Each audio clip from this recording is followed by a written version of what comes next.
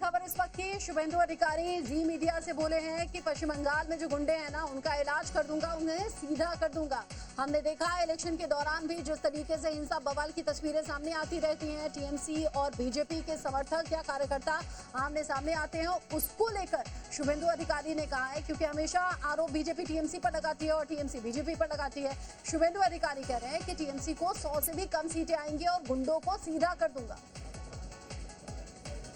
ये किसकी विजय हो रही है, किसकी जीत हो रही है? जनता का जीत, मोदी जी का जीत। अच्छा, आपने कहा था सनातन को बचाने का चुनाव है। सब हिंदू बूथ में हिंदू बम्पर वोट कर दिया बीजेपी। गुंडे बदमाशों को क्या कहना चाहते? सीधा कर दूंगा, सबको सीधा करेंगे। उल्टा करके अमित शाह ने कहा जो बोला मेरा नेता वही होगा। अरे भाई छोड़ो ना भाई, कितनी सीट आ रही है? 165 प्लस। कितनी? एक बार फिर 165 प्लस। शुभेंदु अधिकारी इस वक्त भवानीपुर पहुंच गए और जी न्यूज से बातचीत करते हुए शुभेंदु अधिकारी जो कह रहे थे अभी जल्दबाजी होगी कहना, अब चूंकि 11 बजे के बाद का टाइम है, उन्होंने कहा भी था कि 11 बजे के बाद बात करूंगा। उन्होंने कहा 165 से ज्यादा सीटें आएंगी बीजेपी की और गुंडों को सीधा कर दूंगा।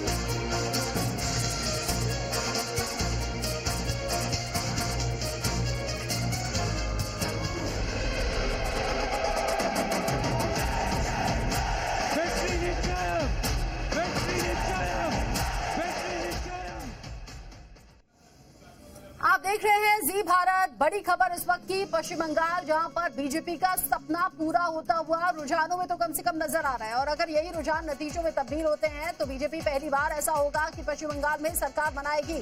बीजेपी को बहुमत मिल गया है रुझानों में।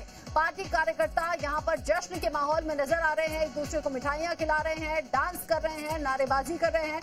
पश्चिम बंगाल में जगह जगह से जो जश्न की तस्वीरें हैं वो अब सामने आने लगी हैं। हालांकि डिटेल में एक एक जानकारी अब जैसे जैसे वक्त आगे बढ़ेगा वैसे वैसे और ज्यादा पक्की होगी, लेकिन यहाँ नंबर बहुत ज्यादा खिसक नहीं रहे।